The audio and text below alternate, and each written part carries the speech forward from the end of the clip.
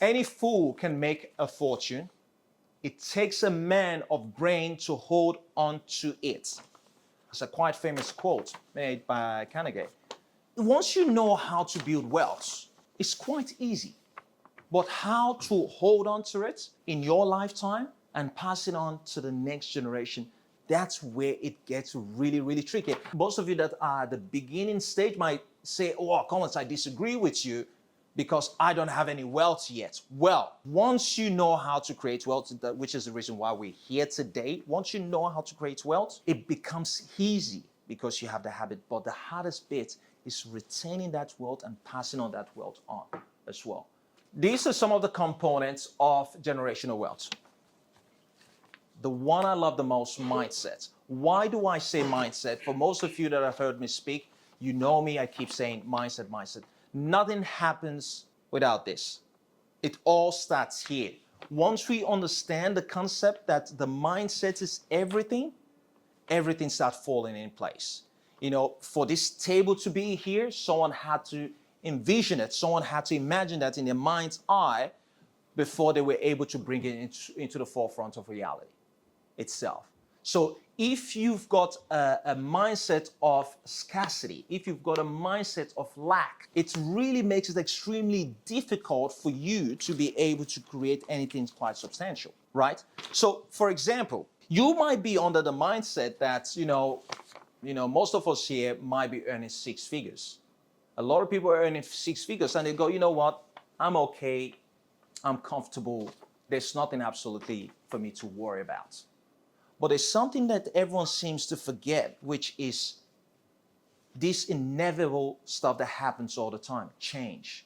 Change is inevitable. You might be comfortable today, but your job, your position that you hold may become obsolete. When the taxi drivers were doing this stuff and they failed to come together, and Uber came out of nowhere and disrupted the entire industry. And we've seen a lot of that even when COVID came, a lot of business went bankrupt. But the point I'm trying to get out here, if you're under the mindset that I've got a safety net, I've got nothing to worry about, I don't need to create any passive income, you're so wrong. Collins Mayaki is a global mentor and owner of multiple successful businesses. Collins Mayaki is a visionary speaker Dedicated to personal growth and coaching sales teams to enhance company profitability. and family man to the core. He is the owner of multiple successful businesses. His mentoring extends to individuals, aspiring business leaders, guiding them in transforming their ideas into successful ventures. And is dedicated With a focus on both personal and professional growth, driving economic growth through innovative business strategies.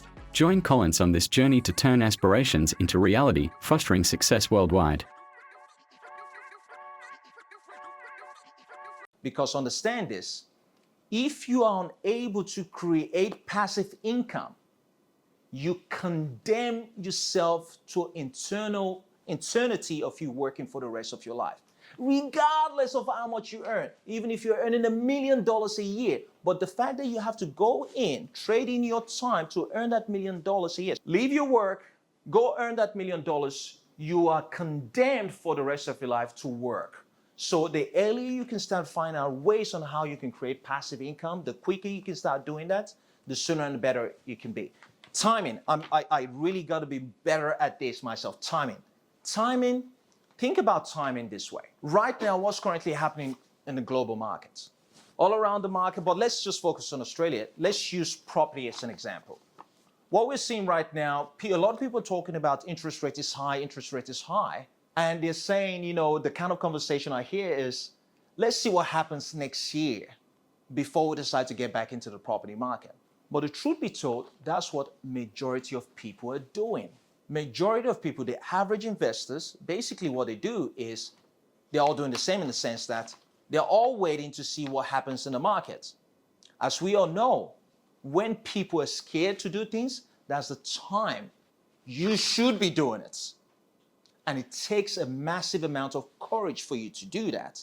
Because in most cases, what happens is, once interest rates start going down, whenever it starts going down next year, what happens to the property market? What do you think happens to the market? It goes up. So you end up the same property that you were meant to purchase for $1 million or $1.1 million, you end up paying extra 100,000 more because there's a lot more people coming in. You've got less negotiating power. So timing is quite crucial. I say right now, there's a big conversation. For those of you that know this, again, I just really want to narrow it down to property. We can talk about shares, other share markets in the US market, but let's keep it down, keep it local, home here.